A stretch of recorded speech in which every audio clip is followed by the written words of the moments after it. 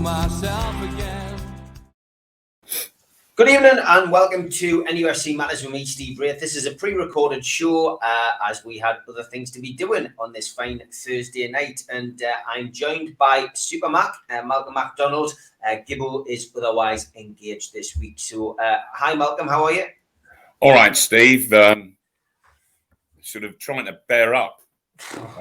I know. I mean, we're pre-recording this on Wednesday, so the game is quite fresh in our memory. You know, we were hoping really for a Newcastle comprehensive win, which would have been the first of the season, and against a team which is obviously in the bottom three with us, and we didn't get it. And the reason we didn't get it essentially comes down to the fact we were playing with 10 men for best part of 85 minutes last night.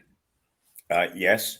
But first of all, you've got to analyse why the hell Clark got himself sent off.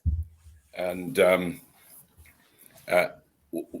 what was the defence doing, allowing Pookie to get goal side in the way that he did? You know, that really was, to be honest, quite amateurish. And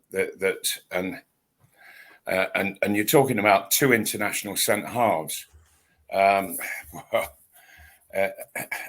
you face a better class of centre forward at international level, or should be, and you have to deal with it. And the centre halves at Newcastle just aren't dealing with stuff at all. They're really not. And as it turns out, Pookie scored late on. It was a terrific finish. But why was he in such space, just 8 yards out of goal, for heaven's sake? You know, I really feel for Ernie Howe, because I think he's taken on such a massive job, and it's going to be so difficult to do what he wants in terms of strengthening the side. You know, who wants to join Newcastle United when they're bottom of the Premiership come January? And so it makes the pressure in the dressing room on the players so much greater against Burnley on Saturday. Huge pressure, and in all honesty, I watched it carefully last night. And I thought these two sides are shocking, really poor sides. Did we at all trouble Tim Krul in goal for Norwich? Not really. You know, and he even got a hand to the penalty, but couldn't keep it out from going over the line. But I can't remember him making a serious save. Came for crosses and what have you. But you know, and for heaven's sake, you're playing the side that's 19th in the table, one place above you, and you can't get a shot on target. No. Shocking. No, it was. I mean, you mentioned Eddie Howe there. I mean, he had decisions to make on Tuesday night. Obviously, the suspensions to Ritchie and Lascelles meant that, you know, he was going to have to make not one but two defensive changes. And you know, we spoke pre-match at the Dog and Parrot like we do, and I'd had the conversations with my dad and with friends, and you know, I was hoping that he was going to go with a flat back four. I was hoping that he was going to bring in Fernandez, although I felt he would probably bring in Clark, and I was hoping that he was going to bring in an orthodox left back, you know, in Lewis, which he did. But yeah, I mean, the centre half situations still intrigues me with Eddie Howe, and we've covered it on the show over the last few weeks that Fernandez, for whatever reason, doesn't seem to be getting a look in, and he just seems as if he's surplus to requirement. Graham Jones's cryptic message during a press conference when he was caretaker manager didn't really make any sense to any Newcastle fan looking in, because I think we all knew that this guy, although he's not as quick as he was, you know, in his youth, and who is, You know, he's the best centre half the club has. And when he came on last night, he changed things. He almost ran that defence single-handedly at times. Yeah. He was superb, and it made a big difference. And I feel that, you know, we could have lost that game easily last night if Fernandes hadn't been on the pitch. Yes, yeah, I would agree with you. That could well have lost it. That Dubravka was a damn sight busier, being called upon far more times than Tim Krul. And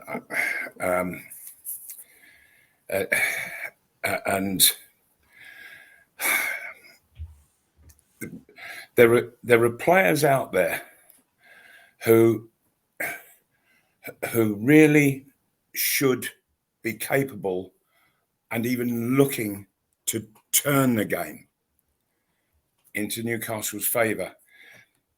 Alan St Maximin, for a start.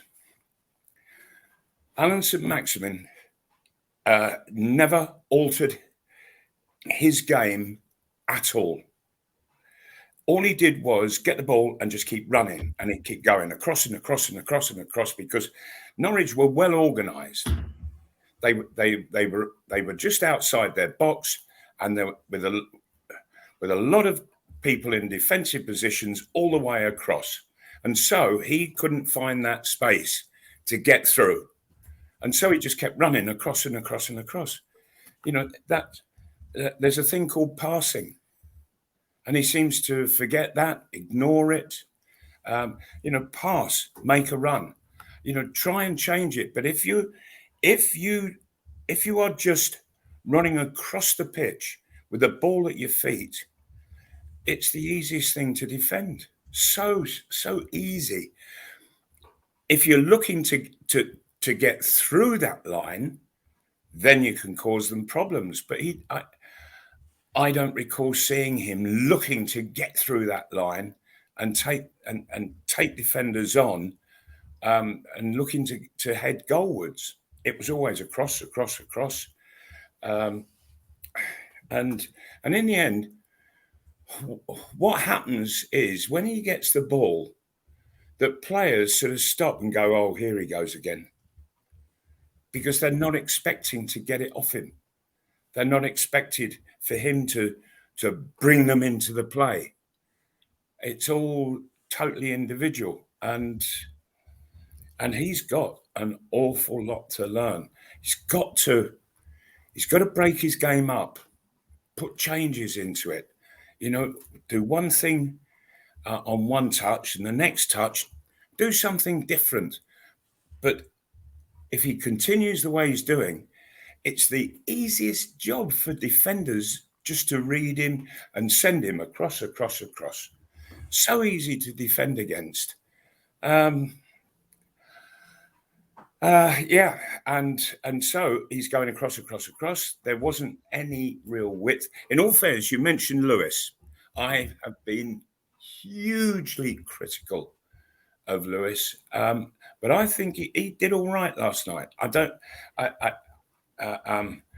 I didn't see him get caught defensively, which has happened so often in the past. But what I didn't see from him, I didn't see him making that killer run. I didn't see him playing that killer ball into the opposing area. Mind, I didn't see it from anybody. I really didn't. Just didn't see it from anybody. And how many times did Newcastle have long-range shots that just sailed way over the bar?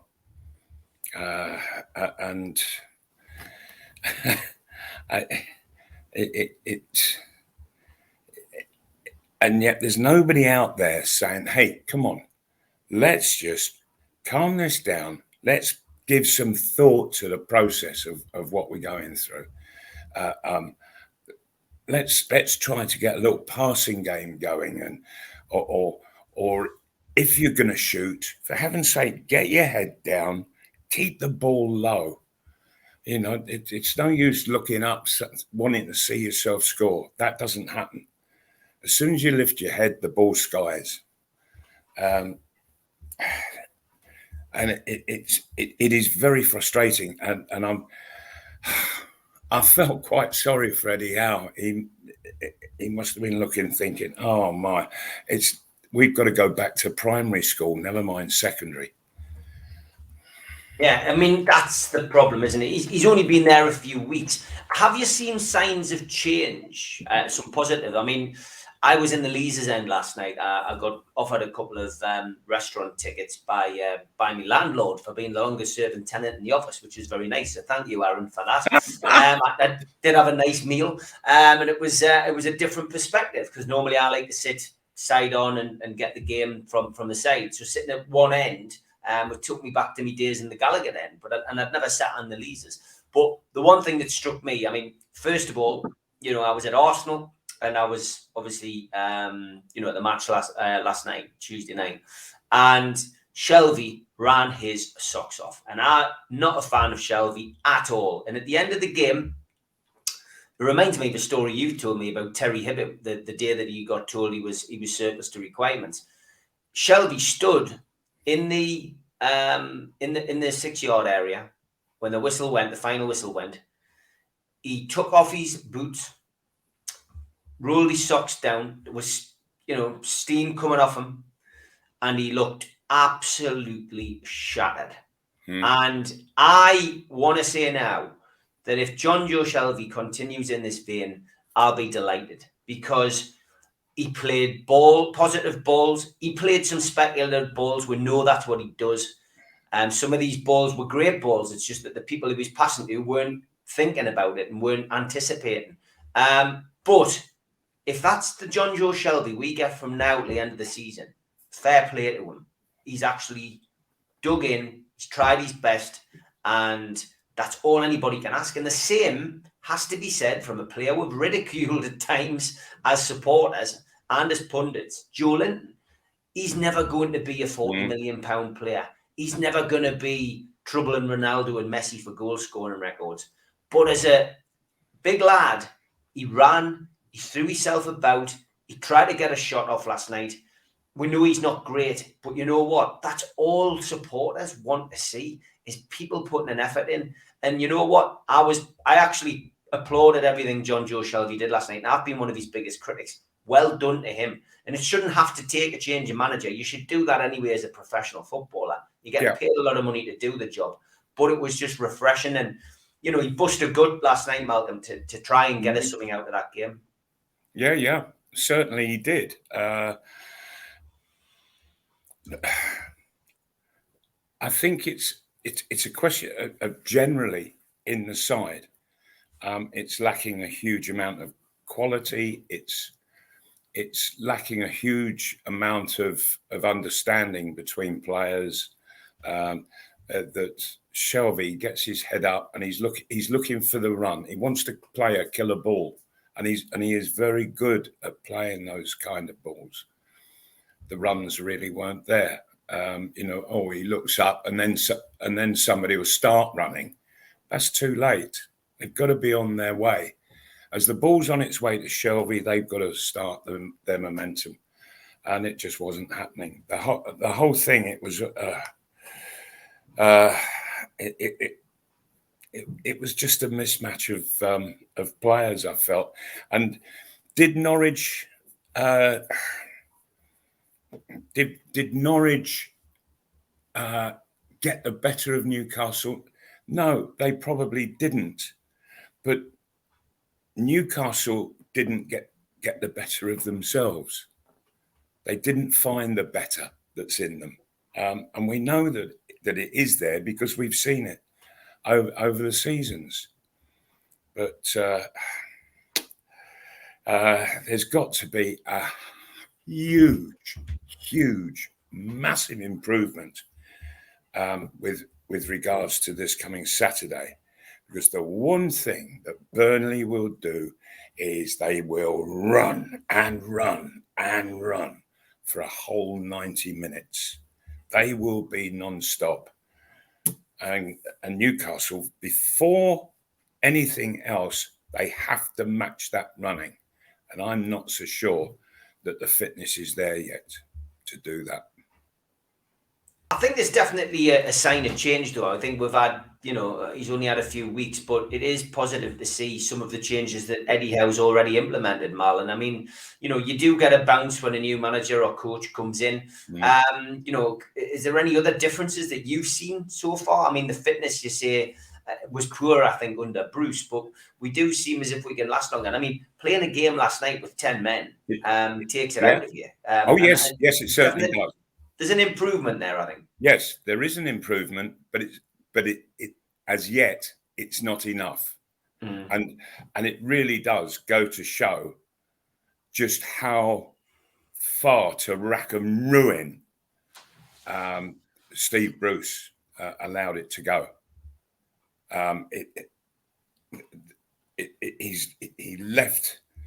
He basically left pretty much a disorganized rabble. And Eddie Howe is having to try and make some sense of that, bring in some order. And he knows that he's got an absolutely massive task on his hands.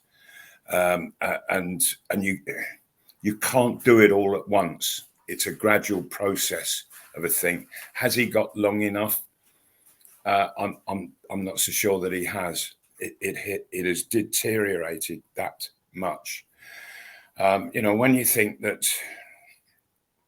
we've been talking about a number of international players, so they know what it is that's required. Take Shah, for instance, good heavens above, Switzerland. They've qualified ahead of Italy. Italy have been sent by Switzerland into the playoffs in the World Cup qualifiers. And Shah's been at the heart of that defence. That's seen them to the heights of winning their group, and then he comes to Newcastle, comes back home to Newcastle, and the defence it's just falling apart at times, and in my heart of hearts, as I was driving home, I thought, right, what is it tonight that I've actually seen? And I couldn't help but describe it in any other way as two sides going down. And that's in November.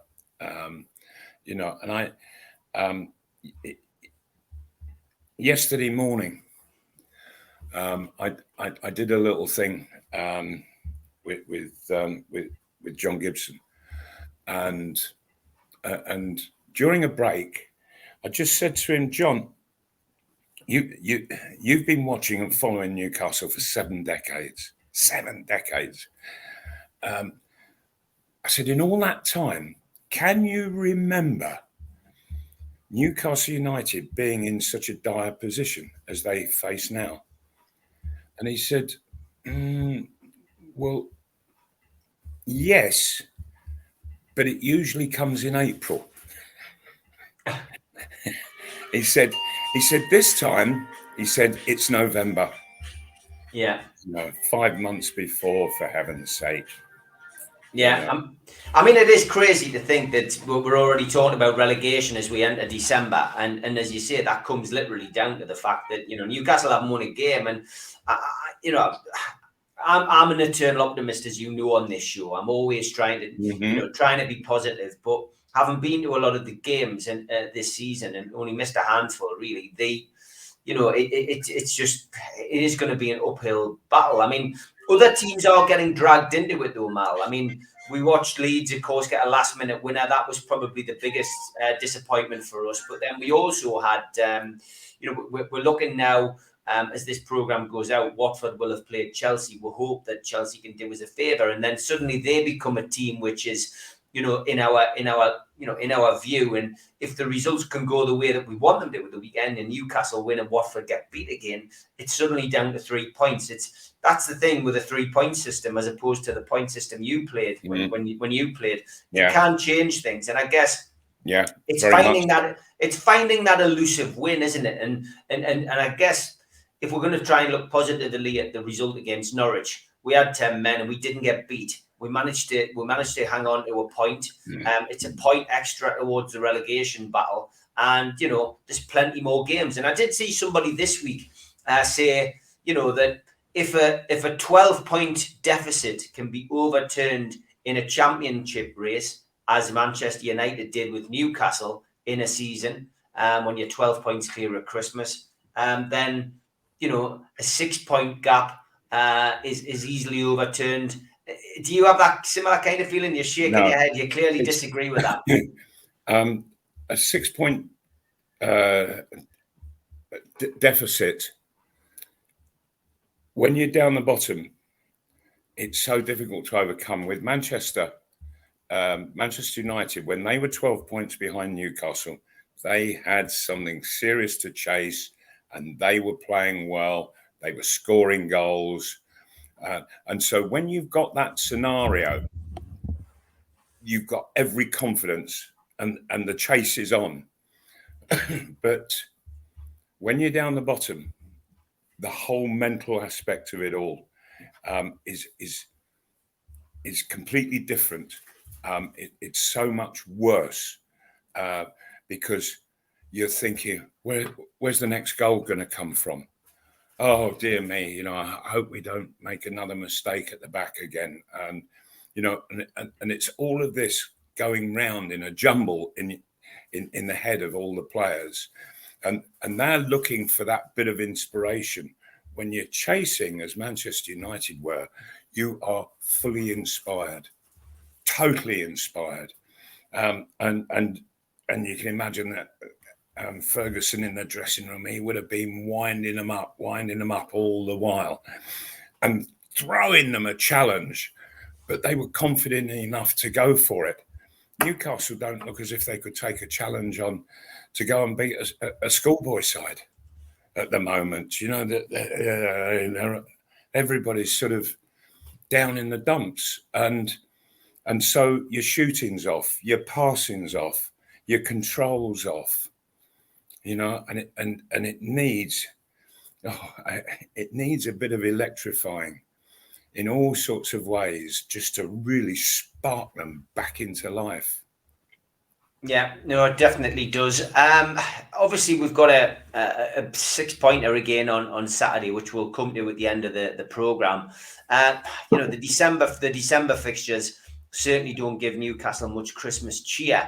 And then we're obviously into the transfer window. Once again, we've had a week of being linked with anybody and everybody, and very little substantiated stories really out there. But I mean, it's not really changed. I mean, you look at it, Mal. I mean, Fernandez is back in. You'd hope he's going to keep his place after that performance last night. Does that alter things for you as far as key areas? Or are you still thinking about the same areas to strengthen in January? Well, in all honesty, all areas need strengthening. But the back four, that needs it the most. And Fernandez, he did well when he came on. To be honest, I was surprised that Eddie Howe didn't start with Fernandez and Shah and leave Kieran Clark out. I think Kieran Clark he's not been looking on top form at all for the past few weeks. But there we are. It was what it was. But what does concern me is I keep hearing an awful lot coming from people who are in touch with other Premiership clubs, that there's sort of 18 clubs. I'm leaving Manchester City out of this. 18 clubs who I am told are going to refuse to do any business with Newcastle United. That's a massive concern. Okay, there's the fullback at Man City who can't quite get in the side. Not as a fullback anyway. He's played the once in Europe in midfield, but he's a good solid left back, very good. And so yes, Man City might do some business, but it seems the others won't. So what? You're having to bring them in from abroad. I think Eddie Howe, he's got a real problem. He's going to have to seriously sweet talk both other clubs and their players if he's going to be doing successful business in this country. Otherwise, he's got to go abroad. He's got to go looking abroad. And if I were him, I would get 2 very, very lengthy lists. But it needs a lot of quality bringing in, and for one, I think that Wilson has got to be better supported. You mentioned others who ran their socks off. He was another one running his socks off last night, chasing here, chasing there. There was one time where he was just chasing across a back line of 4 as they were knocking the passes. And I thought, well, good for you. But I'd rather see that energy going the other way when Newcastle have got the ball. And then there still isn't the support when that does happen. And so Eddie Howe, if I were he, I would be looking at a left back, a centre half, possibly a right back, but I would be looking for wide players as well. We're not getting enough crosses in. We've got Murphy, who didn't start yesterday. Richie, of course, was suspended. They will get crosses in, but is it enough? Are there the people to attack it, or are we just relying too much on St. Maximin to go on mazy runs? And that's what he's doing all of the time. That's not what's required at this level. What's required is to pull the opposing sides out of position. When St. Maximin gets the ball, the Norwich last night just formed a wall, and that wall just went from one sideline to the other, and they had as many as 6 and 7 all in that wall. And St. Maximin, he had to run across all 7 players, and he finished up in the same position as he started, except he was on the other wing, and he's not getting through that line of players, and so things have got to change. He's got to change in what he's seeking to do. If he starts giving it and going himself and looking to play 1-2s, he might get in behind. But just running the ball himself, he goes across, and it's just not working for him. He needs to go directly for goal. He did that one time in the first half. Sorry, in the second half, he did that, and he was clear. And then, well, I don't know whether he was pulled down or whether he just slipped, but it looked like he was away and going straight at goal with just the keeper to take on. But the referee ignored any appeals from him.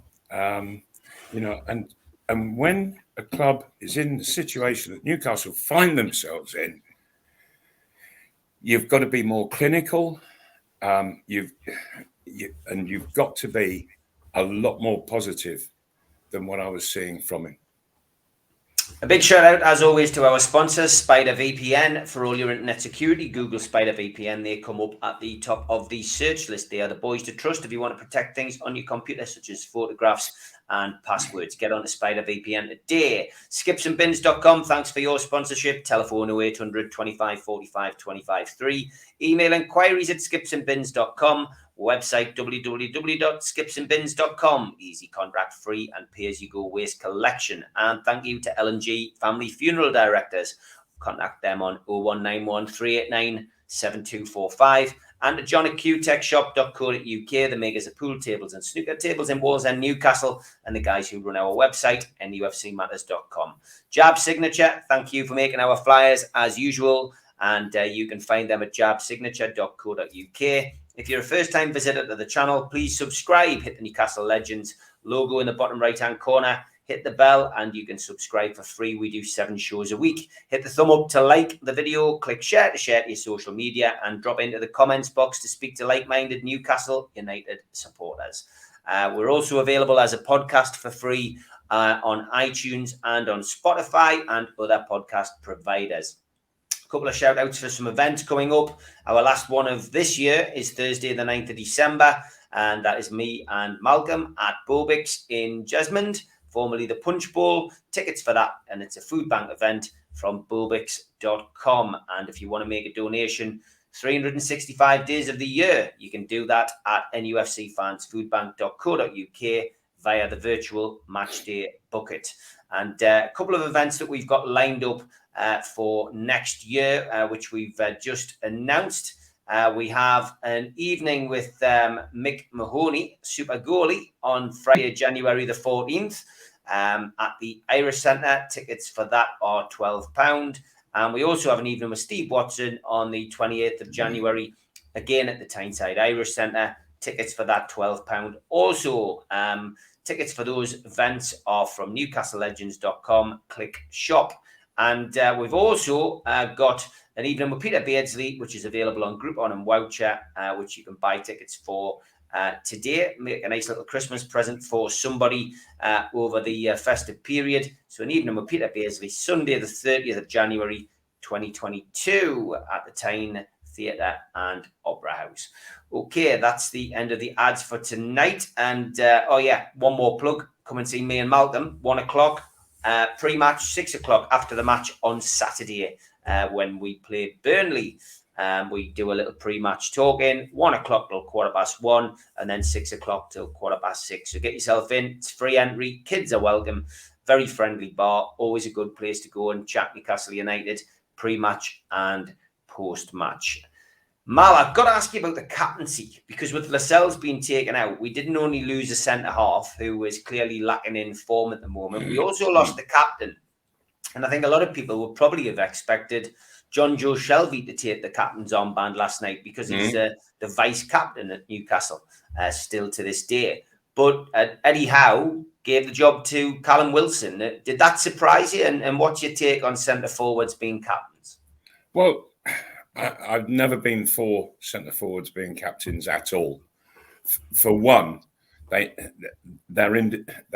very much individuals doing a one-man job, and so they can't be looking at everybody else and taking the captain's role with each and every person. Apart from anything, they're usually too far away anyway, and so. I was surprised that it wasn't Shelby. Was that Eddie Howe's choice, or was it Shelby saying, no, I don't want to? I don't know. Usually I think it's much better that it's somebody in the back four, somebody in the middle of the park, but not a forward at all. You're not involved in the nitty-gritty of it all that's going on, particularly when it's nearer your own box. You're too far out of it as a centre forward. Yeah, I would agree. It's not for me. Centre half has to be your captain. That's what I've always gone by. Or your central midfield player, so that the game is always going around you, and so you're in contact with everybody just about. Yeah, Eddie Howe, interesting. Just flicking through the Chronicle website, has come up and called Fernandes the ultimate professional. which is great to see. So hopefully there's signs of life, and that can go a long way to helping us move through this relegation mire. Sure, I must though say, Steve, listening with Eddie Howe, that he's sort of bullying people up, and I can see what he's doing. He's trying to lift their confidence, trying to big them, if you like, and it can work so far.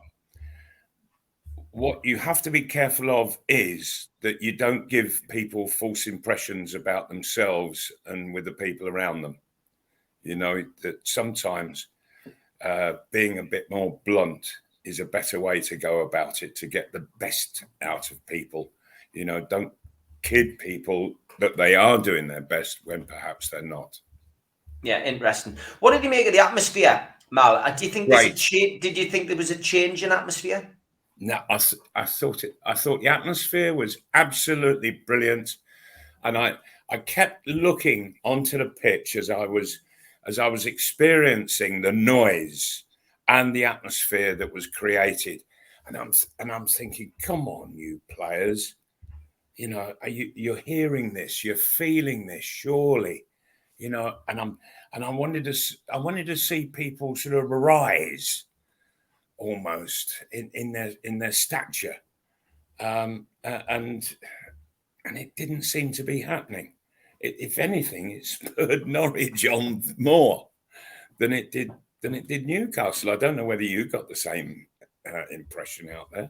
Yeah, definitely. I mean, you know, the war flags display always seems to help. You know, it's you know, the big surfer flag, you know, going across the Gallagher and the build up and the music, etc. But yeah, I mean, I felt it was milder than I thought it was going to be. It was certainly a lot warmer than it was down at the Emirates on Saturday. But it was, you know, there wasn't sporadic singing and then nothing. There was a backing of the team, and again, it's that old 12th man thing, isn't it? The supporters can be a massive asset in this run-in. Absolutely, Steve, and they should never ever be taken for granted, and nor should the atmosphere that they can create.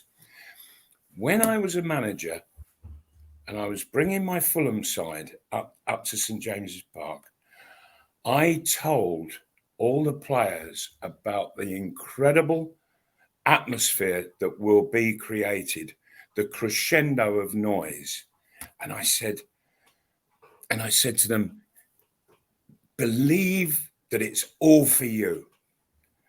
Make use of what's being created there by the Newcastle supporters, and you'll rise with it. And sure enough, they did, and it's something that you shouldn't be overwhelmed by, something that you shouldn't be afraid of.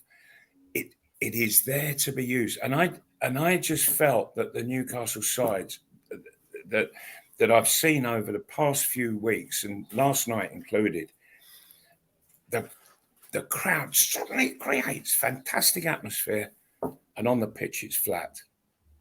Yeah, I agree. Yeah. It's look, it's football stadiums across the world have changed, and you know, it's not the dilapidated old grounds that were in the 80s. You know, they've been flattened. There's some custom made grounds which I don't like, and then there's, you know, grounds with a bit of history still there. I mean, Fulham's probably one of my favourite grounds to go to, and in the sense that it's still very much, you know, as it was. You know what I mean? There's been obviously alterations. Oh, very much so. And, yeah, do you know why? No, go on. Well, you've got the river on one side, so there's nowhere else to go.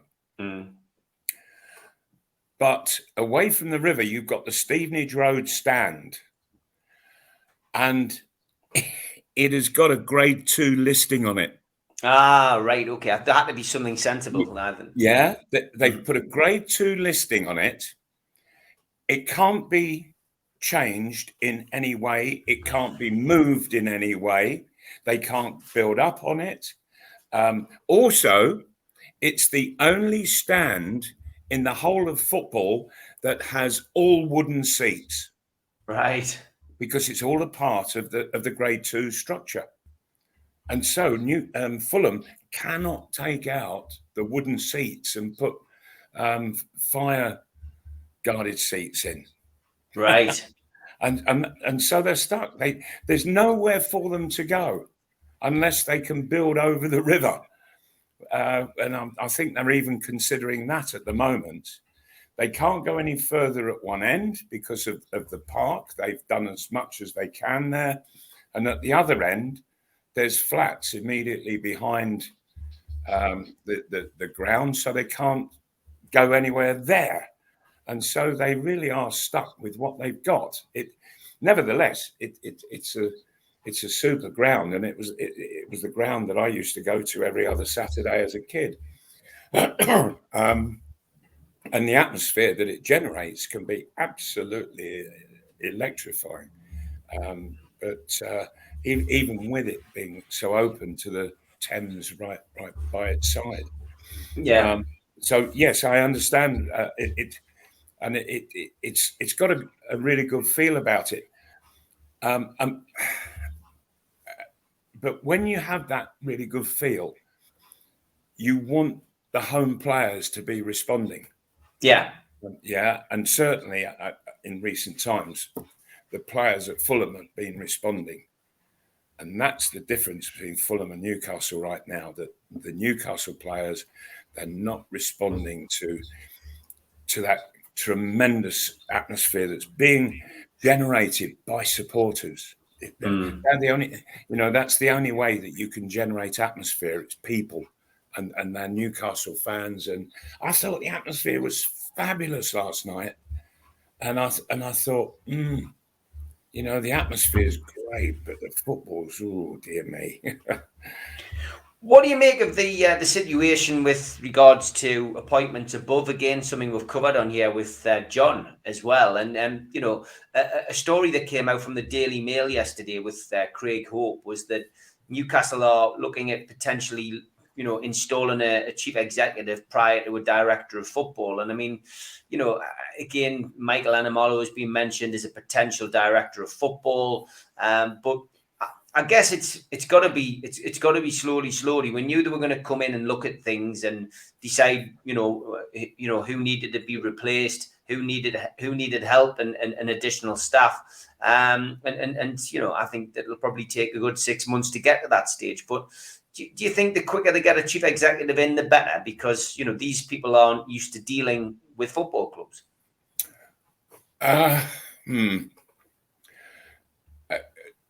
A chief executive, yes, for administration.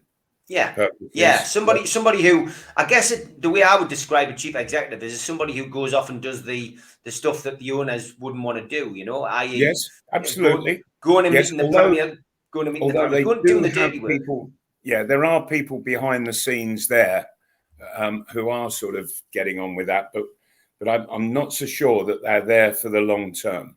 Okay. What you need is a chief executive for the long term. Yeah. And bring in a football specialist, yes, to handle things like to bring in the talent that's required. Yeah. That would be great. But I understand that that's not going to happen prior to January. Right. I don't believe, and I understand that that they'll be looking to ask the fellow who brought Joe Linton in if he could do it for a while. Mm-hmm. Yeah. I mean, that's not great, is it? That's not great, is it, Malcolm? Enough said, I think. Yeah, exactly. Well, we'll see what happens. It's going to be interesting to see how that progresses. But yeah, I think they certainly need somebody in to give them that little bit of a helping hand. There is no doubt about it. Yes.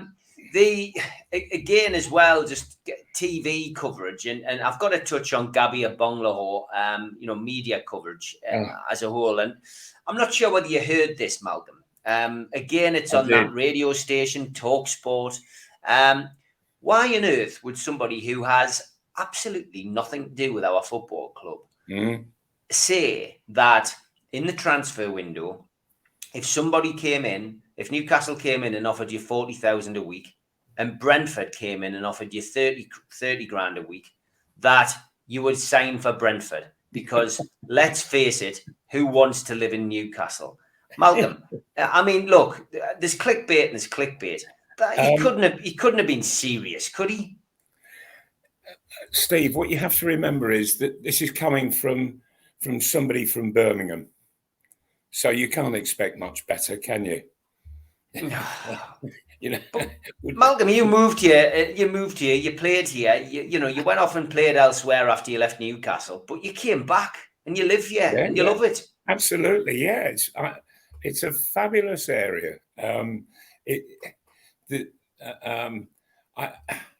When I was managing Fulham, to get to work, it could take me sometimes 3.5, 4 hours in the morning, Steve. To get home, particularly on a Friday, I could leave the club at 6, and I might not get home until 10. You know, the traffic down there is horrendous. I wanted to go to West Ham and watch a reserve game. I never made it. The traffic was so horrendous going through London. So who on earth wants to go and live down there?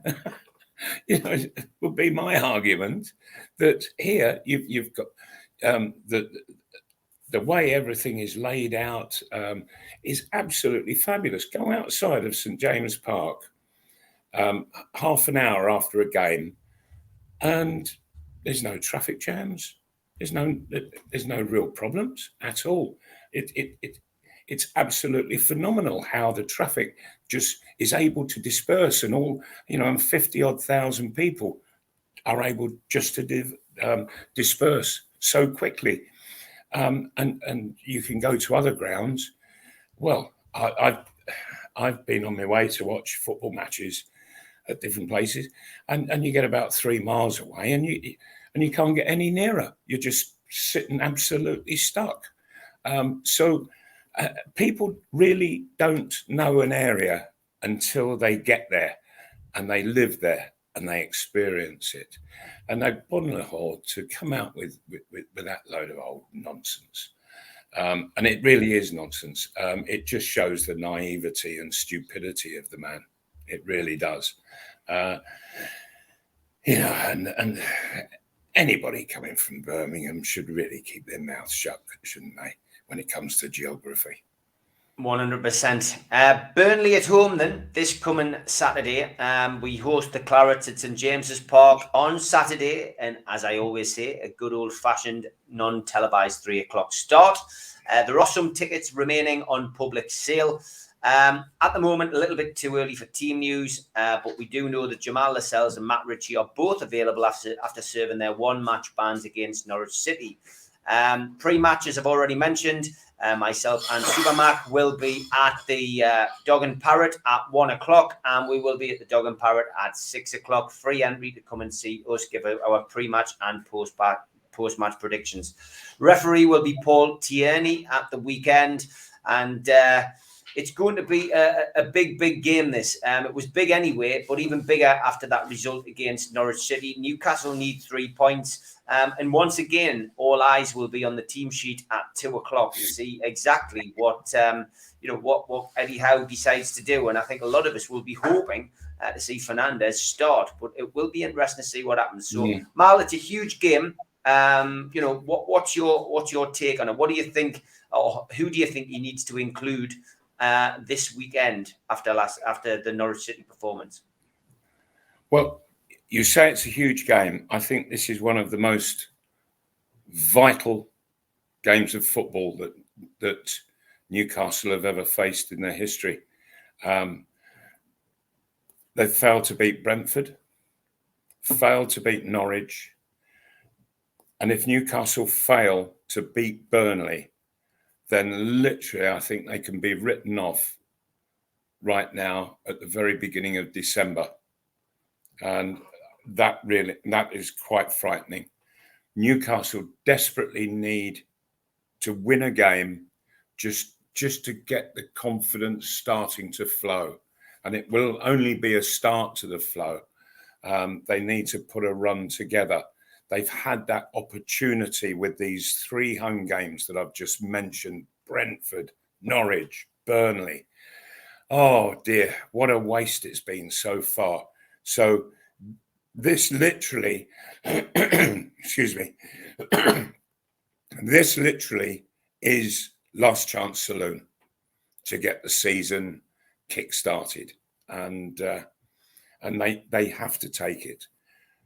Problem: Sean Dyche, he sets out a side to go running for 90 solid minutes. They're going to run, they're going to fight, they're going to scrap, and they're going to make life as difficult as possible for Newcastle United. They're not the best side going, far from it. But they will just keep coming at you. And so Newcastle, they've really got to be on their toes for this one. And they've got to go and play. They've got to attack Burnley, not doing a St. Maximin going across. They've got to find the gap to get through. The one time last night, somebody got round the back of a defence, it pretty much changed the whole game in favour of Norwich. And that was Pookie. He got goal side. He got round the back of Newcastle.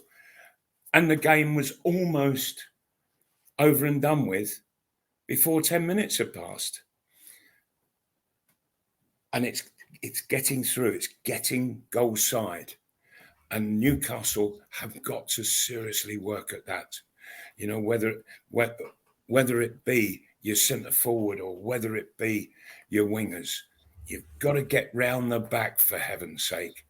That's how you do serious damage. Now, what will he pick as a side? I'm not really too sure, but he will have been impressed with Fernandes, I'm sure, as you and I have both been last night.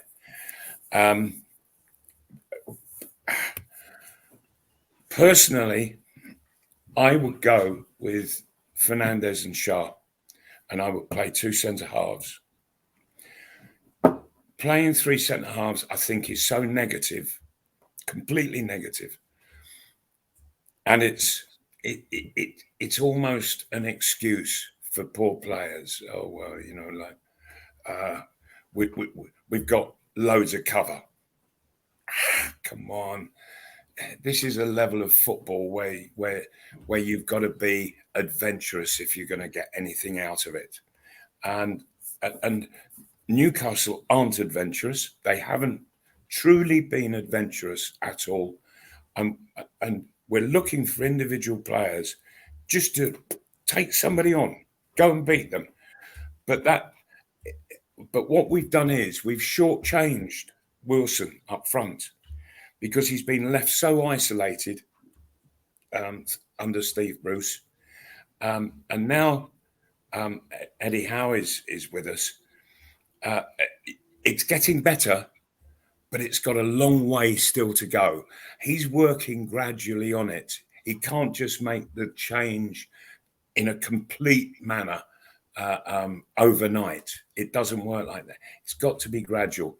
But what we're looking for is, when you do get players forward, is looking to get beyond that back line, looking to get balls through the back line for people to run onto. At the moment, it's all in front of the opposition. It needs to cut through the line, just like Pookie did last night. And he changed the game. He seriously changed the game. And made Norwich favourites after 9 minutes. Now, and of course, he scored, took the goal brilliantly late on. What a finish that was. But again, why was he in such space 8 yards from goal? Why? it's balmy as far as I'm concerned. You know, players are there to be marked by defenders. You know, what were the defenders doing standing off a player like Pookie? You know, and I don't, and this is showing that, you know, that the Newcastle back line, they're not seeing the danger before it exists. Mm-hmm. And that's what good defenders must do. They must see the danger before it actually happens. And Newcastle are missing that. And perhaps with Fernandez in there, he might be able to alter it. But please, let's play a back four with two centre halves in it, two fullbacks. I'd be happy to give Lewis another go. I really would. He looked a lot better last night than I've ever seen him before. That's for sure. Was it just because he was playing against his old side? I don't think so. I think that he has a huge point to prove at St James Park, and it's going to not just all happen in one game. It's going to need a number of games for it to happen. But I want to see width, and I want to see people looking to take on fullbacks. I want to see people getting quickly in support of the forwards. And for heaven's sake, I hope that there is an awful lot of shooting practice going on. Head down. You look at the ball, you strike it, and your head shouldn't come up until the ball's already sitting in the net. That's how to keep the ball down. Simple as that. But people they seem to be wanting to see themselves score. A good goal scorer never sees himself score. He's looking at the ground. Great stuff. Great advice. If you don't mind, Malcolm, let's have a prediction from you. Right. I think that there's a lot of stuff for Freddie Howe to work on from last night. Some good, a lot that was bad, which he needs to turn around. But there are the makings of something going on there, and he can work on that. But they are going to have to run their socks off. Maybe last night, playing 10 against 11, and it's really knackered them. Well, they've got from Tuesday night to Saturday to recover, and that's plenty of time for a pro footballer. And so that was a good warm up for what to expect from Burnley. They are going to run and run and run. And so Newcastle, they've not only got to match that from Burnley, they've actually got to go 1, 2, 3, 4% better. They've got to do a bit more than Burnley. And they've got to be in a mood to have a real fight and a scrap. Absolute fight and a scrap. If they've got all that about them, I personally think that Newcastle have got better footballers. But can they be a better team? There is the $64,000 question. I'm going to take Newcastle finally to break this duck of theirs this season. And if they don't do it against Burnley, then who on earth are they going to do it against? So it's going to be a tight one. I'm going to take Newcastle to win 2-1. Brilliant stuff. Great stuff as always. What about you? What do you think? I think you're right. I think it's going to be a tight game, and I personally feel that Newcastle will win this one. And I think it'll be tight. I don't think it'll be pretty again, but I think the same work rate from those players, and the capabilities that they have, we know they've got it within them. I think Newcastle will win. I think it'll be tight. I think it'll go 1-0, and we'll settle for that. I didn't make a prediction for Norwich, but I just, it was just a nagging doubt something wasn't quite right. But look, we got there in the end, and I just think Eddie Howe is showing enough there. I think we'll get a win. So yeah, I'm going with you 1-0. You're going 2-1. Okay. Look forward to seeing you in the Dog and Parrot at 1 o'clock on Saturday.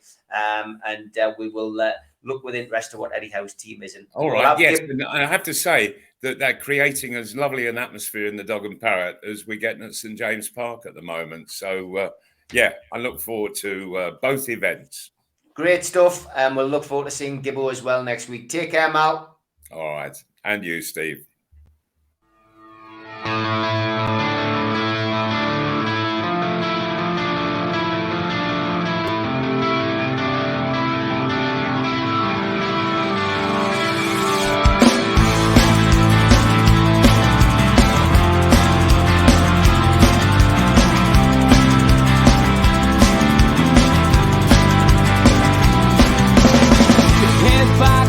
Critics attack. It feels like I've been talking to myself.